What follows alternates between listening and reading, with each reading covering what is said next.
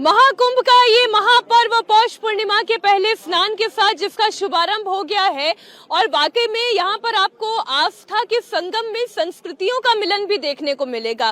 कोई पूरब से आया है, कोई पश्चिम से आया है, कोई उत्तर से आया है, कोई दक्षिण से आया है, कोई राजस्थान, हरियाणा, गुजरात से आया है, तो कोई उड़ीसा से यहाँ पर पहुंचा है, कोई कश्मीरी भी यहाँ पर है, तो कोई दक्षिण के सुदूर राज्यों से भी यहाँ पर आया है। और इस वक्त ये प्रयागराज, ये नगरी एक भारत दिखाई देती है, श्रेष्ठ भारत दिखाई देती है। और महाकुंभ का जो संदेश है, एक हो पूरा देश, वो एकता क्या है, वो इस वक्त आपको यहाँ देखने को मिलेगी। यहाँ से जरा चर्चा की शुरुआत करते हैं। भाई साहब, कहाँ से आए हैं आप? राजस्थान से आए, उदयपुर जिला। उदयपुर से आए हैं। उदयपुर की नगरी तो वैसे झीलों की नगरी कही जाती है और प्रयागराज जिसे तीर्थों का राजा कहा जाता है, यहाँ पर आस्था का ये संगम कैसा लगता है? बहुत अच्छा लगता है। भारत के हम विशेष तो यहाँ आए, भारतवर्ष के जितने भी साधु सन्यासी हैं उनके दर्शन हो जाएंगे और हमारी जिंदगी पवित्र हो जाएगी, अब जिंदगी धन्य हो जाएगी, इसलिए हम प्रयागराज आए हैं। बोलो भारत के ऋषि मुनियों की। आप कहाँ से आए हैं? मैं डॉक्टर विकास हरियाणा से आया हूँ। आप हरियाणा से यहाँ आए हैं, स्नान हो गया? हाँ, स्नान हो गया है मैम। आप कितने दिन यहाँ रुकने वाले हैं? 4-5 दिन रुकेंगे मैम। 4-5 दिन रुकेंगे। सोचिए जरा, कोई हरियाणा से आया है, 4-5 दिन यहाँ रुकने वाले। माता जी, आप कहाँ से आई हैं? मैं बोल रही है ना, ग्वालियर से आई हूँ, 4 बार आ चुकी हूँ मैं। आप 4 बार आ चुकी हैं। तो अच्छा, आपने बहुत सारे कुंभ का आयोजन और देख लिया, कुंभ कर लिया मैंने। तो ये कुंभ कैसा लग रहा है? ये सबसे प्रथम है, ये सबसे अच्छा कुंभ है मैम। अच्छे का मतलब नहीं है जी, ये सबसे बड़ी अच्छी राजा है। ये तीर्थ सब तीर्थों का राजा है, प्रयागराज सब तीर्थों का राजा है। आत्मिक शांति का अनुभव हुआ? आत्मा शांति का अनुभव नहीं होता तो फिर मारे मारे क्यों पिटती?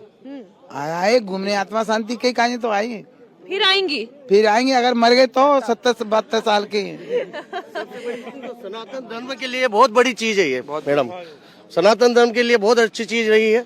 और बहुत से जने कमेंट्स भी कर रहे हैं कि ये इतनी भीड़ क्यों, इतना खर्चा क्यों। अब नाम तो मैं नहीं लेना चाहता, मगर सनातन के लिए बहुत बढ़िया काम हो रहा है। सनातन का काम हो रहा है। आप कहाँ से आए? मैं यूपी बरेली से आया हूँ, माँ सिद्धपीठ माँ शीतला देवी मंदिर बरेली से आया हूँ। कैसा लग रहा है यहाँ आकर? आनंदित। जो 2019 में कुंभ हुआ था वो दिव्य भव्य हुआ था और इस कुंभ के लिए कोई शब्द ही नहीं है। शब्द कम पड़ जाते हैं जब इस कुंभ की महिमा की बात होती है। एक भारत और श्रेष्ठ जो यहाँ से चलेगा 27 जनवरी को श्री हमारे ठाकुर जी महाराज 27 तारीख को जो धर्म सांसद लगाएंगे यहाँ पर, हम सब लोग फिर एकत्रित होंगे 27 जनवरी को। हिंदू राष्ट्र की यहीं से जो बागडोर यहीं से चलेगी। हिंदू राष्ट्र की बात उठ रही है, एक भारत श्रेष्ठ भारत की बात हो रही है और एकता के संकल्प की बात हो रही है। ये संकल्प क्या यहाँ से पूरा होगा? बिल्कुल। सबके मन के अंदर जो भी बातें हैं वो यहाँ पर खुले दिल से कह रहे हैं कि हम सब एक है। दुनिया वाले देख ले, इस जैसा कुंभ शायद ही ना कभी आगे होगा, हमारे जिंदे रहते ना कभी होगा। देखिए, कुंभ आस्था का संगम है, साधु संतों का संगम है, संस्कृतियों का संगम है। हिंदू राष्ट्र की भी बात हो रही है, विषय पे यहाँ पर उठ रहे हैं। लेकिन समझने वाली बात ये है कि ऐसी व्यवस्था के लिए कितनी तैयारी की जाती है और कहाँ कहाँ चुनौतियाँ आती हैं। आप देखिए, 60 लाख से ज्यादा श्रद्धालु आज की तारीख में आस्था की डुबकी लगा चुके हैं। तीर्थराज प्रयाग में हर तरफ आस्था का ही ये संगम दिखाई दे रहा है। महाकुंभ में सिक्योरिटी के पुख्ता इंतजाम किए गए हैं, एनएसजी कमांडो की तैनाती की गई है, चप्पे चप्पे पर सुरक्षा व्यवस्था की गई है। हमारे सहयोगी विशाल प्रताप सिंह, उन्होंने एक रिपोर्ट तैयार की है, जरा वो भी आप सुने। प्रयागराज में महाकुंभ के महास्नान की शुरुआत हो चुकी है पौष पूर्णिमा के ऐतिहासिक स्नान से और हम इस समय मौजूद हैं गंगा किनारे।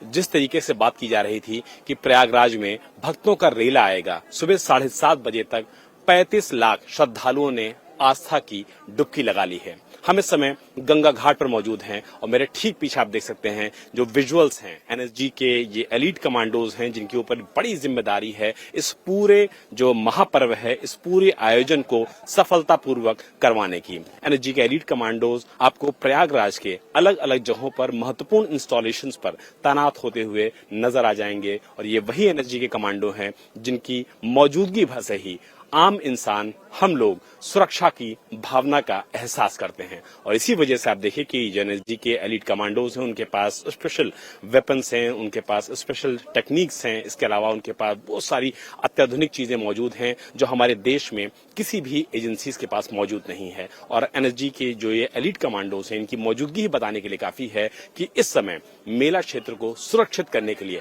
पुलिस ने, एजेंसीज ने और बाकी सारे कमांडोज ने किस तरीके की न सिर्फ तैयारी की है बल्कि थल, जल, नभ में किस तरीके के सुरक्षा के इंतजाम रहेंगे, इन एनएसजी के एलिट कमांडोज को देख करके कोई भी महसूस कर सकता है।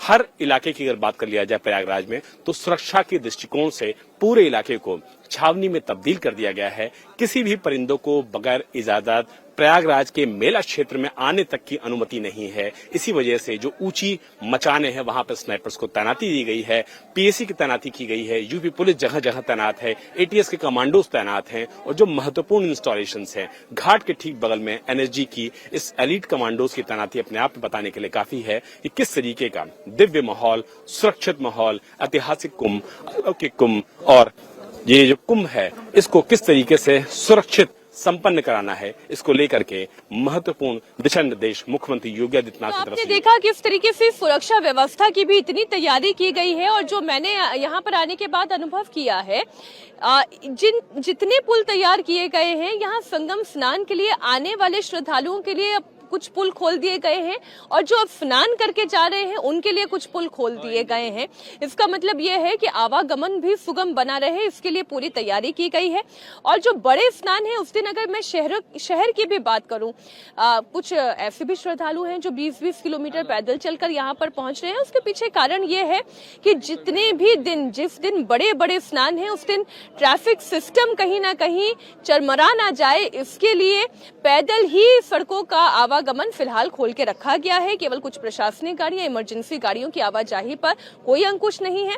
अन्यथा इसके अलावा जितने भी पब्लिक व्हीकल्स हैं उनका आवागमन रोका गया है। मेरे दो सहयोगी अभय पराशर और साथ ही विशाल प्रताप सिंह मेरे साथ इसी महाकुंभ मेला परिसर से जुड़े हुए हैं, अलग अलग लोकेशन पर वो मौजूद हैं।